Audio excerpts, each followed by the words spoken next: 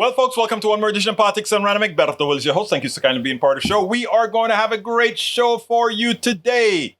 Peggy Lopez says, Egberto, thank you for the shirt. Saw you're wearing it over a long sleeve shirt. Going to use a pink long sleeve shirt for balloons. Hey, beautiful, take a picture and send it to me now if you can.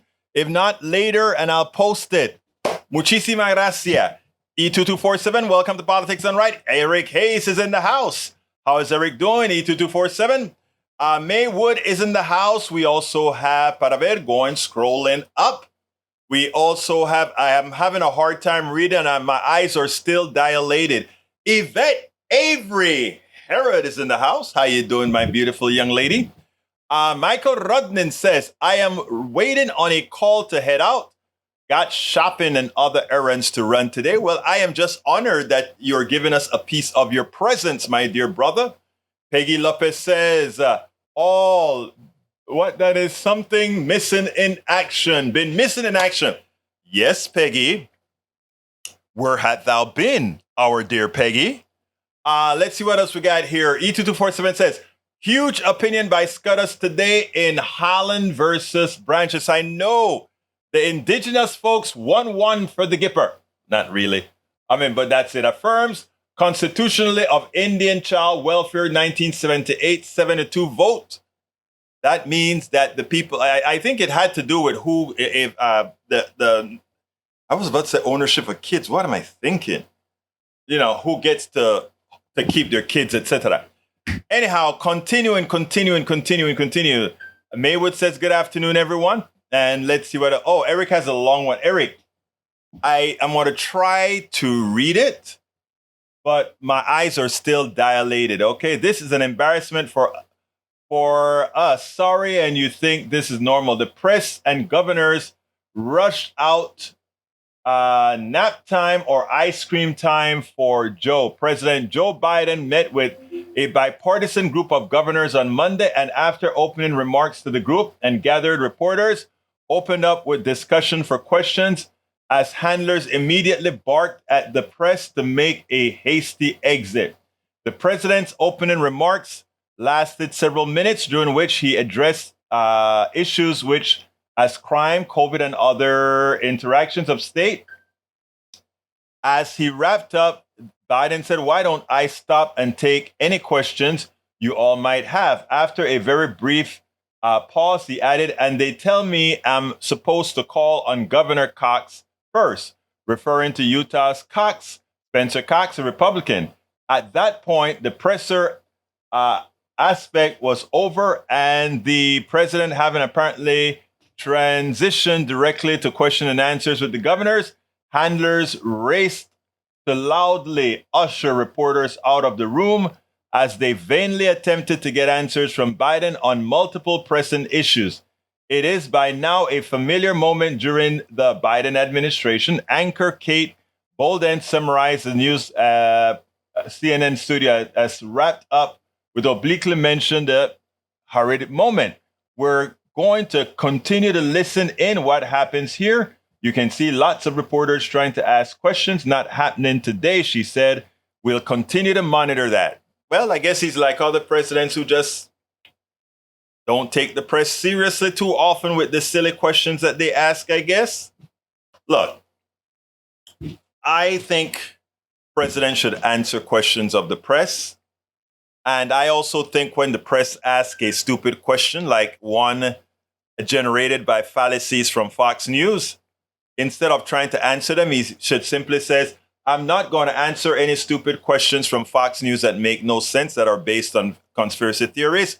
I will answer sensible questions. I think that's what the president should do instead of, in effect, running away from the press or not answering questions. So I am partially in agreement. But again, like I said, I don't support the kinds of questions that's trying to promote or push conspiracy theories. So I would hit those publicly.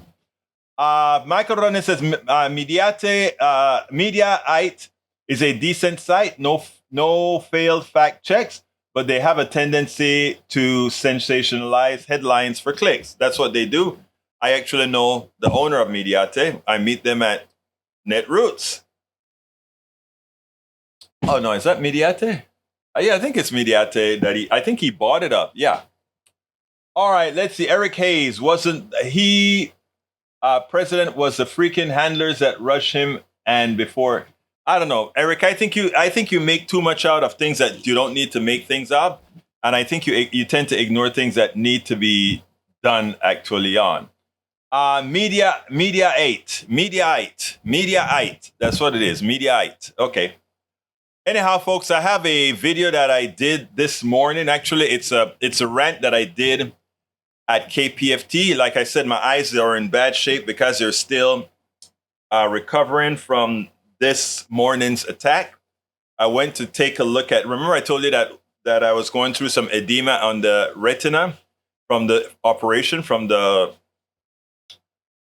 cataract surgery. So we are having some reactions, some retinal issues. And the doctor did a complete thing on my eye today and showed me exactly what was wrong. And it's nothing serious, just a lot more eye drops I'm going to need. So I'm going to play this video that I did this morning at KPFT before my appointment. But it's an important rant on the Feds and raising interest rates. I want you to listen to this in detail. I think it is extremely important. Check this out. And then we will take it on the other side right now. They're talking about the Feds, and I'm like, yeah, good, the Feds didn't raise the rate. And then they said, but did you read the fine print? And the fine print was, we're not raising rates this time, but we are going to raise rates likely the next time. So we're just putting you on notice so that I guess they don't want the stock market to just go up because, the stock market, even though it's a gambling casino, they look for any market cue to decide if they're going to go up or go down. So here it goes. Article from Common Dreams. With inflation down, economists demand Fed permanently halt dangerous rate hiking.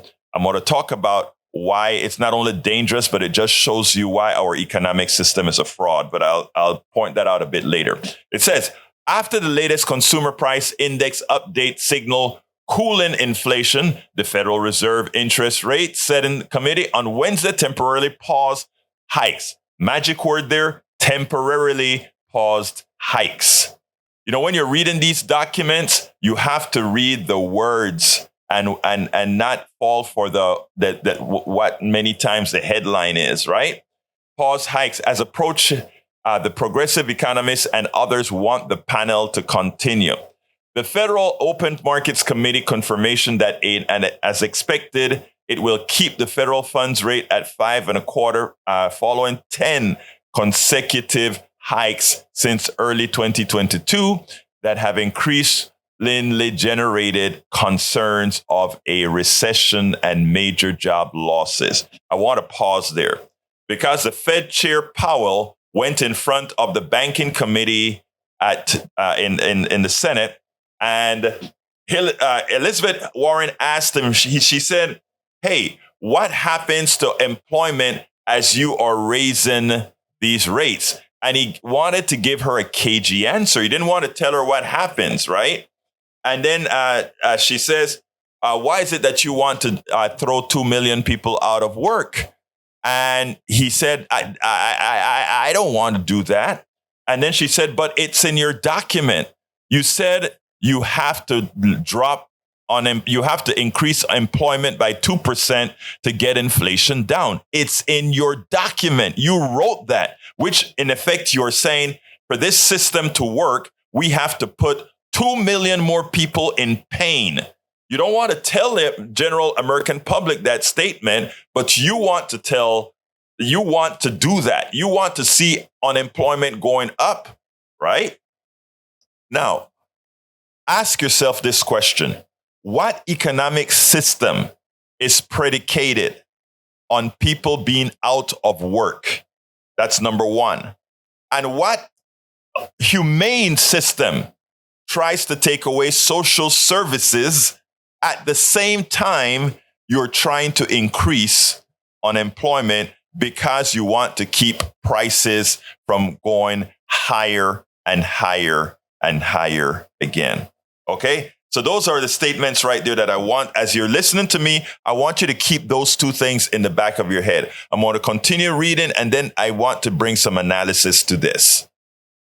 University of California, Berkeley professor and former Labor Secretary Robert Reich. Everybody knows Robert Reich was the former president secretary. Labor secretary for Bill Clinton back in the 90s, right? I interviewed him about 3 times. The Federal Reserve, this is what he said. The Federal Reserve is pausing interest rates hikes for the time being. Good, Reich said Wednesday. And interest rates have risen to cool the economy. Who do you think has shouldered the burden? Working people. There's no reason to continue punishing them when they are not to blame for inflation. U.S. Senator Elizabeth Warren has also repeatedly raised alarm about the increased size last year and welcomed the newly announced pause while urging long-term shift in strategy. Let's go into a little bit of economics 101. This is what I said I was going to explain. Prices went up. In order for prices to go down, the Fed would like to create less demand. And when you get less demand, meaning less people will be buying cars, less people buying homes, less people buying refrigerators, etc. That's what they want to force on us. So how do they force that on us?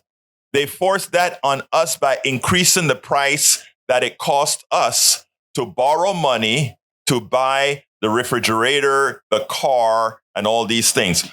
From a humane standpoint, what does that tell you? That tells you that for the people who must borrow to purchase, the government is saying, not the government, but the Fed's saying that we are going to take the money that you would have otherwise have had to get a loan to buy a car, a refrigerator, a dryer, or whatever. We are going to take that money away from you. Not that you can use that money to serve you, but we are going to take it away from you. The rich person who does not have to borrow money to buy anything, they can just continue to spend. So therefore, rate hikes to solve inflation is not only anti-democratic because they are taking your money when they increase interest rates by choice, but it is also inhumane because what they're saying is for you poor people, for you middle-class people who must take out a loan to get some service or some product today, we are telling you no. But the rich person can continue because they don't have to get a loan to get those things. That's one part of the equation. But the second part of the equation is as follows. And I've stated this many times in previous shows. Check this out. What caused the inflation?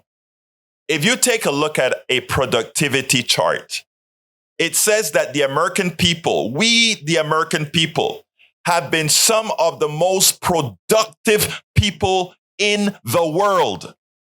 In other words, what the amount of our labor that it took to make a car has gone down substantially, way down. We have robots working, we have artificial intelligence working, we have new techniques working that we, the people, all of us together, through our universities that all of us have paid for, we have created structures to make the actual work that we have to go out there and do every day. We have made it much more productive. So it takes less of us to make more things. So therefore, we can make that much more things, which in theory should be bringing prices way down. Productivity has been going through the roof. But no. What is stated and what is seen when you go and you watch TV and you watch what they tell you about Wall Street, every time you see them getting more money, more profits, etc., every time you see that, remember, that is them winning the spoils game. In other words, as you are more efficient, as you are more productive. They don't say, hey, John, hey, Amy, you are making more widgets. You're making more tires. You're making more refrigerators per unit. You are making more stuff that's selling for the same price. So therefore, you are due a raise in your wages. But for over 40 years, under Reaganomics, supply side economics that then got promoted by every single president thereafter, they kept that money for the shareholders and the executives. And nobody says anything about it because you do not control the means of the airwaves. You control KPFT because you guys we are fully funded by you. We don't owe anything to the corporate state. We owe nothing to corporate America. We just owe things to you, the truth.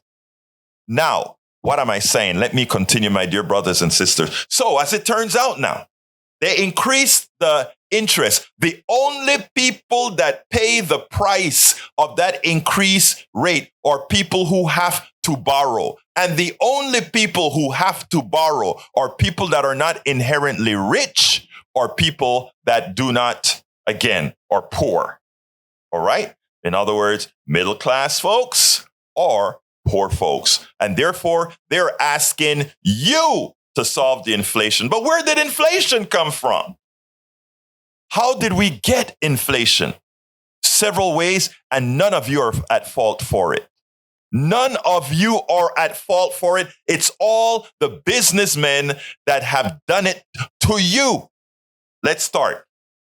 For several decade after decade after decade after decade, they had this stuff called offshoring. And when they offshore, put your job in China, Vietnam, etc. And this is where I'm going to break it down technically. When they throw those jobs over there, oh yes, Americans didn't complain too much in as much as we lost all those jobs in the textile sector in North Carolina, South Carolina, as well as many manufacturing jobs in the Midwest went to Asia, etc., because they would work for even more slave labor wages. All those jobs went overseas. But you know what it meant for the average American, the ones that were not in manufacturing and the ones who didn't lose their jobs? It means that because the Vietnamese and the Chinese all worked for slave labor, what it meant is that Americans were marginally happier because, hey, I could go buy a shirt for 2 cents. I could buy a toy for my kid for $1. All these things were cheaper. Yes, they were cheaper, but at what cost? At what cost were they cheaper? Okay, so we offshored everything.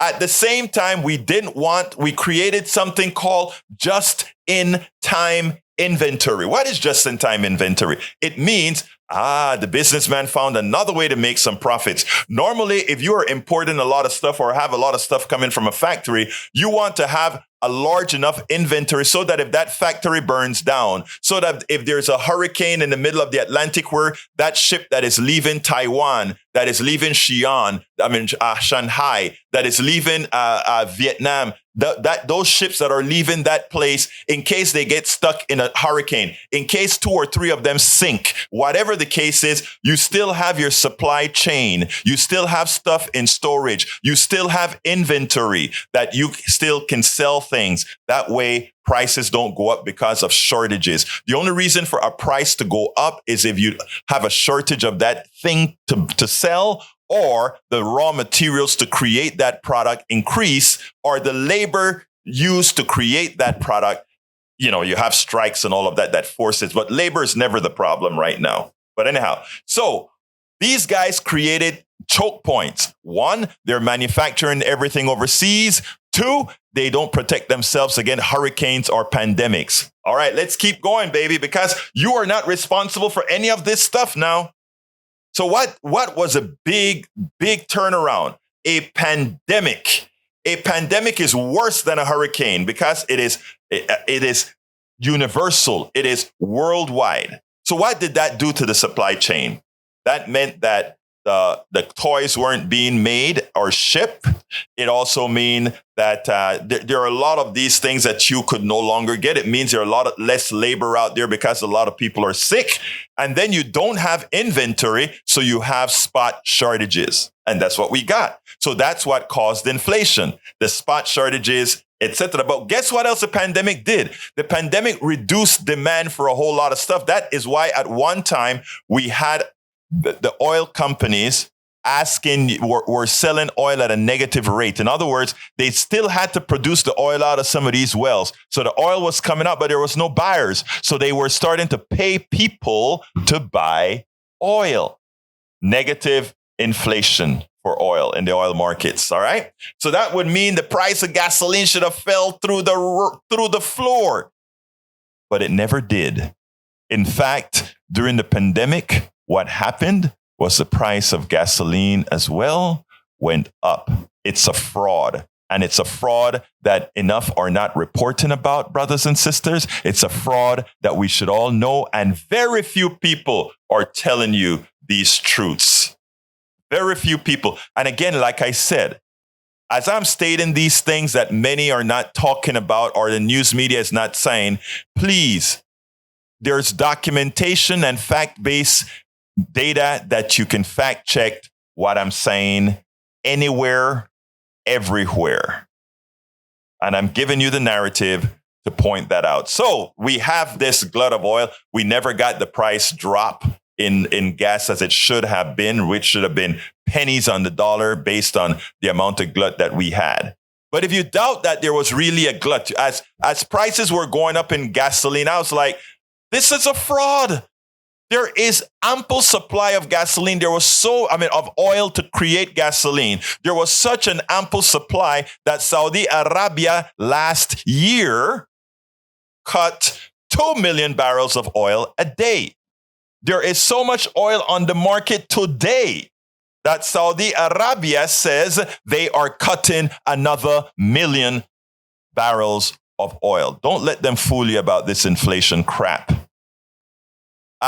Katie Porter, Representative Katie Porter, did a study and found out that yes, supply chain and shortages was responsible for when inflation was at 8.59%, was responsible for about more than half, 52% of the inflation was caused by, yes, truly the supply chain. People weren't manufacturing. We had a shortage. There was also avian flu that affected the eggs, etc. But everything else should have been just fine.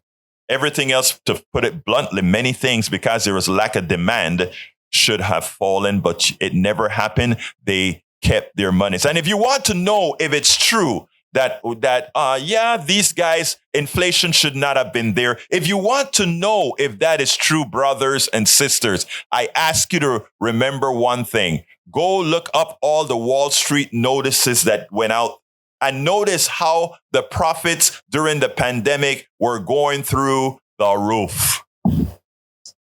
Watch what happened last year. That was your money. That was them saying, you know what? We can simply redistribute the money from the poor and the middle class to us. Every time you go and watch a Wall Street report, as I did yesterday on the show, I pointed out to you yesterday where all these companies were telling their stockholders, the people that they have to tell the truth to, they were telling them all, we are in a scheme now where we can raise prices at will. And in raising prices at will, we are guaranteeing that your stock prices are going to go up because we're going to have stock buybacks. And we are guaranteeing you that we are going to be giving you more dividends because we have what's known as pricing power. And how do they? And instead of the government saying, like Nixon did, and this is where I brought what Tory had to say yesterday. Nixon, things were going completely amok, where the private sector, the corporations were, again, had pricing power. They were ripping people off left and right in the 70s, early 70s, late 60s. And Nixon came in and Nixon said, wage and price controls. This BS will stop. Nixon wasn't a good guy, but the inflation was going to terrorize the entire system. And you know what? From day 1 to day 2, inflation went to zero. Okay? Because he said you can't raise your prices anymore. You can't stiff the American people anymore. You know, everybody wants a private sector more efficient. No, the private sector is only more efficient if you have humane people running the private sector. Capitalism, there's nothing humane about it, because inside of that doesn't say we care about what these structures do to the human being. And that's why we must have capitalism regulated by strong regulation. And by the way, when you have that, it's no longer really capitalism. It's something else. It's still the strong private sector, but with controls that prevent it from damaging humanity, which is what we should have. Right? So we pay the pain. When the feds raise rates, remember what they're doing. They're saying we are putting the burden on inflation, something created by corporate America to make a profit and for their dereliction of duty as they manufactured overseas. As we realize the dereliction of our duty, Biden comes into the fold. And Biden says, oh my God, all our chips are being made in Taiwan. What happened when China invades Taiwan? They have a hold on the chip market. Many of those chips designed with our intellect, the intellect of the great American people. And China will control it because we decided to manufacture all these things overseas because the corporate state, the corporates want to keep it all. So they manufacture for cheap labor, right? So now, in order to manufacture here in the United States again, what do we do? You know, they always talk about the welfare queen that gets a few pennies.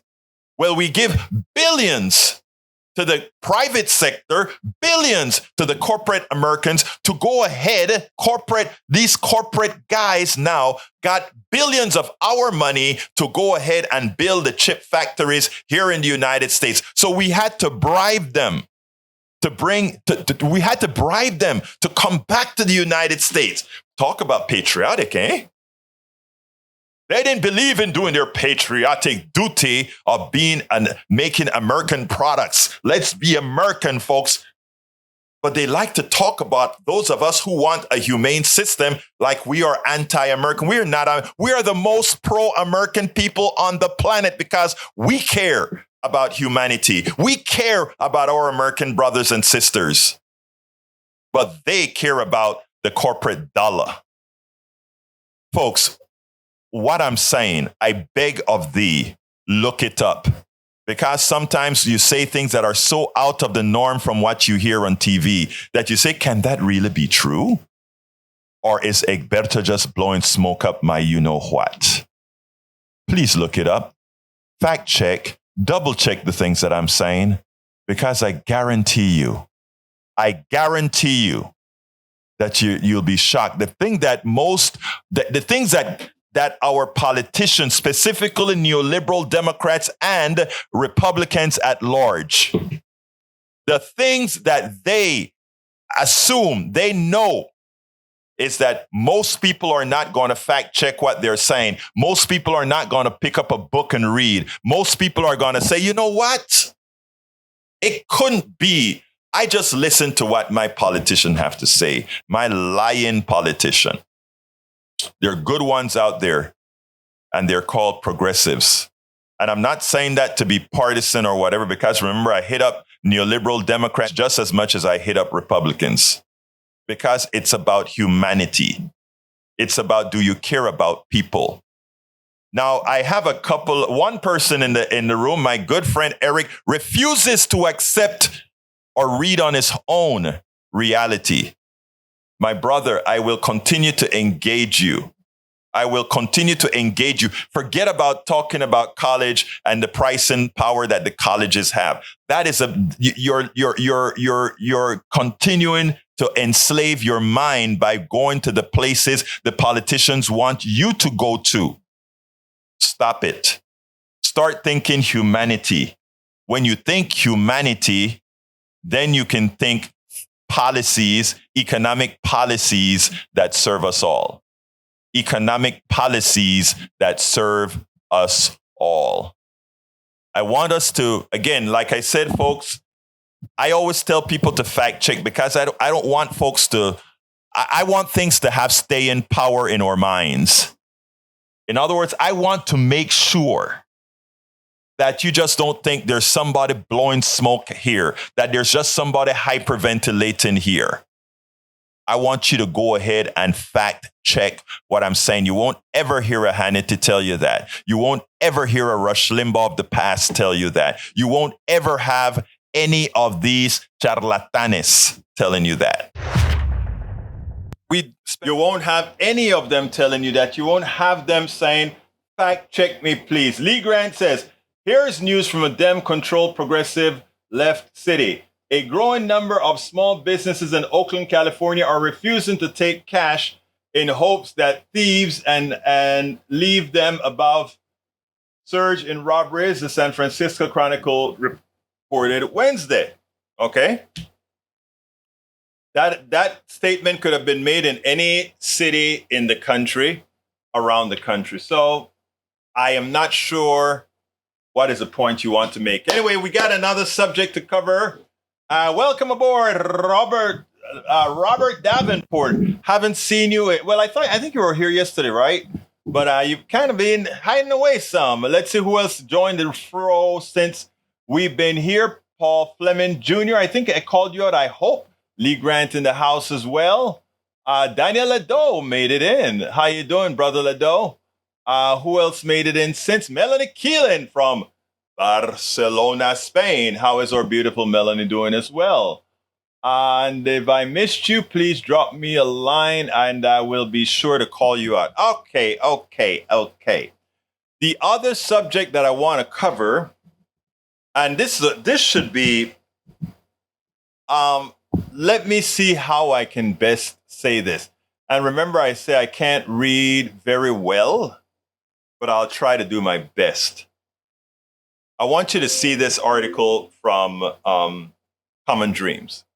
I heard about it earlier today on maybe NPR or some other channel. I don't quite remember. But House GOP panel releases budget that would destroy Social Security as we know it. And here is the big part of this one. A panel comprised of 3/4 of the House Republican caucus released a budget proposed on Wednesday that would raise the Social Security retirement age, cutting benefits across the board, while further privatizing Medicare and slashing taxes for the rich, a plan that Democratic lawmakers and progressives advocacy groups said is a clear statement of the GOP's warped priorities ahead of a critical spending fight this fall. The proposal outlined by 175-member Republican Study Committee, RSC, led by Representative Kevin Hearns of Oklahoma, Republican of Oklahoma, would gradually raise Social Security full retirement age, the age at which people are eligible for full Social Security benefits, to not 67, but 69 from the current level of 67 for those born in 1960 or later. The proposal outlined by 175-member Republican Study Committee, RSC, led by Representative I read that one. Nancy Altman, the president of Social Security Works, said the RSC budget would destroy Social Security as we know it. Of course it would.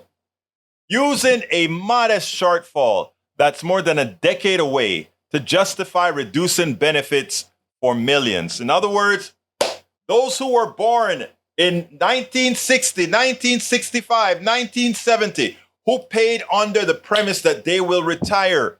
They could early retire at 62, but get full benefits at 67. They changed the pact midstream.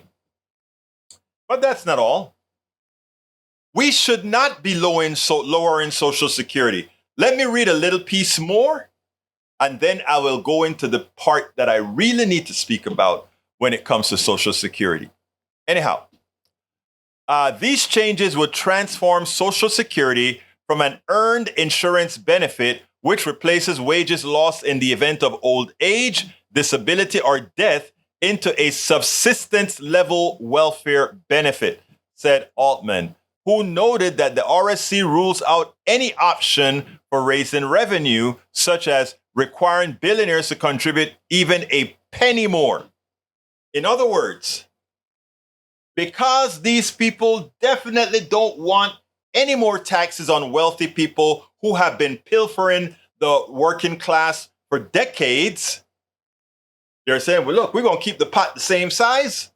But as we keep the pot the same size, in order to pay these things out, we have to make sure that people work more hours, longer hours, till they're older, till they're close to death. How many friends do you have die at 65? My great good friend died at 65.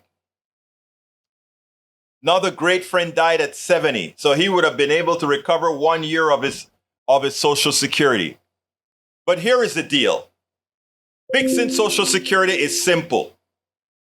Tax all income, absolutely all income. Don't stop at a certain amount, because the people, they stop at what, 400,000? I don't remember how many $1,000s they stop at right now. And all the other people that make billions of dollars every year, they don't pay a penny into the Social Security fund. Right? We are, the people who are trying to cripple Social Security are an evil sect. I want to warn everybody. Again, the panel that came out with that report, given that as marching orders for Social Security and Medicare going forward, was comprised of 178 Republicans. Think about that. That's Republican orthodoxy. This paper must be held up by every progressive. This paper must be held up by every Democrat and go out there and say, America, you can see what your choices are. A society that takes care of humanity, or a laissez-faire society who only rewards the wealthy. It is important. It is important. Because the wealthy, that they're wealthy doesn't mean that they have created anything. Remember, Donald Trump kids created nothing. Donald Trump created nothing. They were born with a silver spoon in their mouth. And that makes them believe that they have earned the right not to pay taxes to make a country run that is responsible for the ability for them to have. The military, the huge military budget, where they have many of their investments in as well, meaning they take tax dollars there as well, is there. That military budget is there to safeguard the wealthy. All the subsidies that we give to farmers ultimately reaches the hands of the wealthy. All the welfare that we give to those who cannot afford their own food, etc., ultimately ends up in the pockets of the wealthy. But they don't want to put any more in. They just want to keep extracting and extracting and extracting. And their stooges are the largest percentage of Republicans and neoliberal Democrats. I am not going to leave Democrats out of there, because when Democrats were in power, they had the power to get rid of the filibuster and start doing what is right by the American people. And if the American people saw a party working for them, if the American people saw a party that said, we will not allow the wealthy to continue pilfering America, there is not another chance that another Republican and neoliberal Democrat would ever win. Because the American people would see, my God, there is a government that is actually working to create an egalitarian society, a society that supports us all. It's not difficult. The solutions are there. But we have to decide. if we want to support those who support the policy. But we also have to be able to articulate the policy. We have to be able to inform the American people so that they can understand how economics really work, unlike the lies that they hear on TV. We ought to be able to articulate this in very simple terms. You are working for the wealthy, but the wealthy cannot exist without you. They have no existence without your labor, without your intellect, without your worth. It is important for us to understand that. It is important for us to know that. And when we finally accept our worth, our real worth, then we will take back that which really is ours. So again, take a look at the article. I looked at it and I kept on saying, I can't believe these guys are unintelligent enough to release a report like this, to say what they really stand for, which is the pilfering of the working class. And of course, we're going to have some of the sycophants out there that somehow continue to find a way to support these guys. Kathy Pascal, how are you doing, my beautiful lady? They're hoping you will die. Ask people in their late 60s what it's like to physically work. I was a nurse for 37 years in my 50s. It was getting very hard. I wore back braces, elastic stockings, and running shawl. My body hurt. My beautiful lady, of course your body hurt. We weren't designed to be working this way. We weren't designed to be antiseptic slaves throughout our existence. Thank you for that testimony, Kathy Pascal. That's an important testimony for those who want people to work up until 69. Our efficiency, the productivity rate, Kathy Pascal, has gone through the roof. Michael Rudnan gave us a report yesterday. I wish I had saved the image that showed our wages stagnating as our productivity increased like a rocket. That should have meant, with that increase in productivity, that we could retire earlier. We should set a retirement age of 55. We should have people retiring at 55 with full social security benefits. Give the young people a chance to enter the workforce and take over those jobs that too many old people have. Have the old people do kind of the things that we're doing here, promoting intelligence across the internet, doing things that, taking care of our grandkids, having times in the park. Let's use while we still have a good life, while we still have physically a good life, to also have a mental good life. Our productivity dictates it. And guess what else will dictate it? AI. People are scared of AI. If we regulate AI and we put AI to work for us, we can have that 20-hour week, or we can have that 40-hour week for just a few while people retire at 50 years old. And we can have a humanity that really exists to work in your youth. I mean, if you're old and want to continue working, fine. Like somebody like me, I will continue doing this. I will continue writing, blogging, writing books. I will never stop unless I'm physically impaired, mentally impaired. But for the vast majority of Americans, there's no wrong in saying, I want to do other things, right? And again, our productivity dictates or makes that a possibility, folks. Our technology makes that a possibility. But when you have an economic system that rewards the spoils to the rich, in other words, we created this technology, all of us compositely, we created this technology. We should bear the fruits of the technology. We should be able to stand up and say, look, we can live an easy life after 50 or 55 as technology makes human work less necessary. Let's remember that. Folks, if you want me to read something up, because the message boards get so funny, just put Egberto, please read, or something like that. I'll try to read things up, but sometimes there's so much there, and like I say, I can barely see right now. So I see the stuff to the bottom mostly. But I want you guys, let's see here. I want you guys to understand, let's not continue to allow these guys to rip us off. Anyhow, Sean Hannity and Gavin Newsom had a little thing. I want you guys to check this out, and then we'll take it on the other side. A few days ago, California Governor Newsom went on to Fox News. He went into the belly of the beast.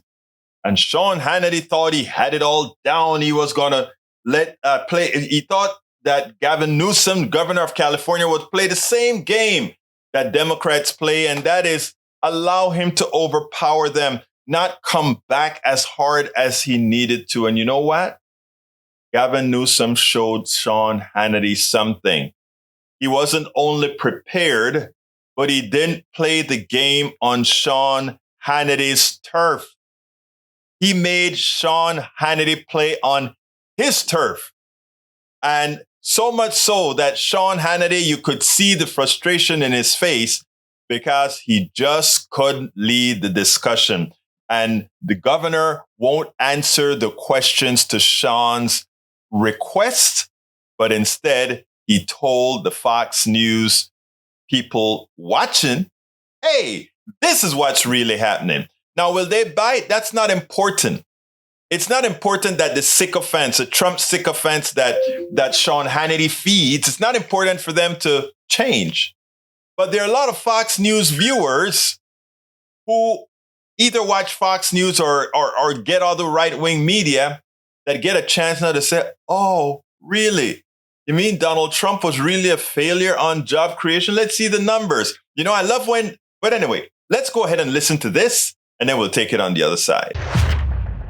I think his policies are failing. CHIPS Act, Science Act, you oppose that? I will tell you on every measure, from the economy, inflation, borders, energy, national security, he's missing in action. Let's talk about them in order. Hang on. Wait, but I want to challenge the premise. You said the economy, 13.1 million jobs he's created. More. These are post-COVID jobs. Okay. You know that.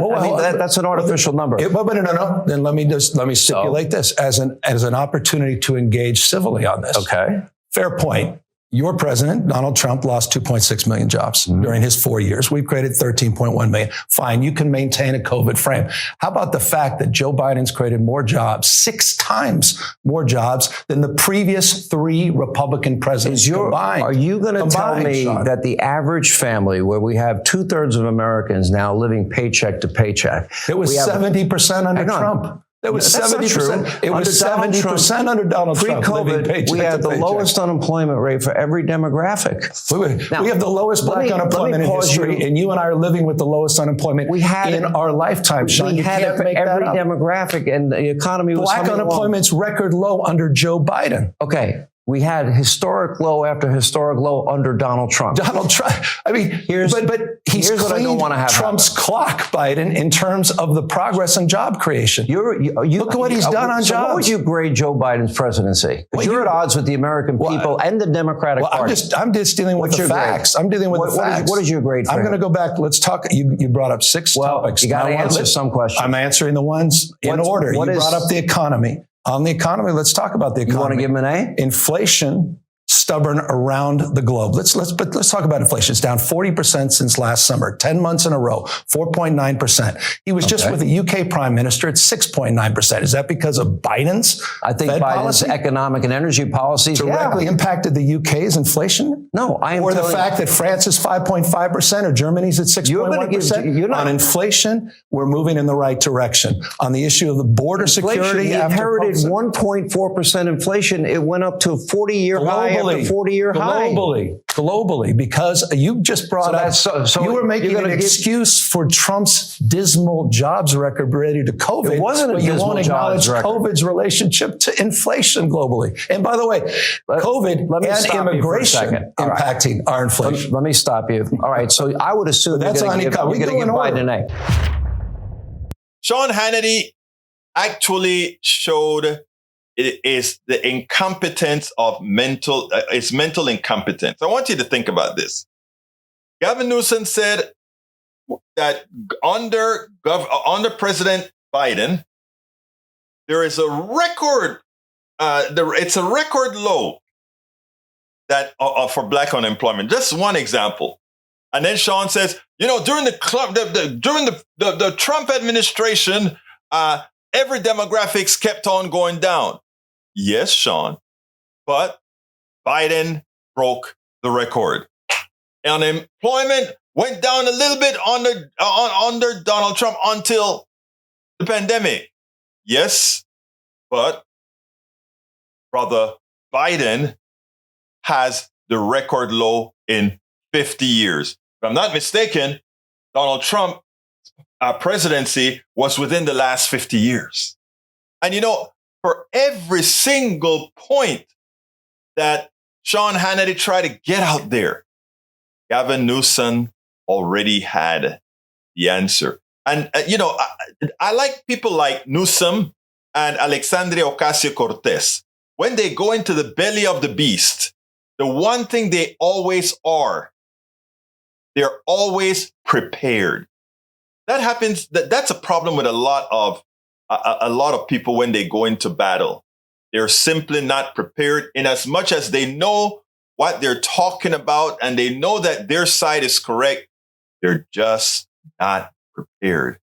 Newsom was prepared. Just like AOC, Alexandria Ocasio-Cortez is always prepared. That's what it takes. Truth, facts, preparedness wins the battle every time. It wins the battle every single time. Thank you. Yes, please support PDR, Politics Done Right. How can you support us? How can you allow us to continue putting the message out there? Here we go. politicsdoneright.com/support. If you go to politicsdoneright.com/support, there are many different ways in which you can support our program, etc., etc., etc. If you're on YouTube right now, just click that join button. Become one of our PDR Posse members by signing up. Just go ahead and click that join button under YouTube. We ask you so kindly to support us.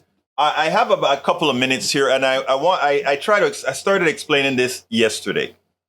Let me first tell you why I think we've earned your support, and why I think you should continue to support Politics Done Right and what we do here.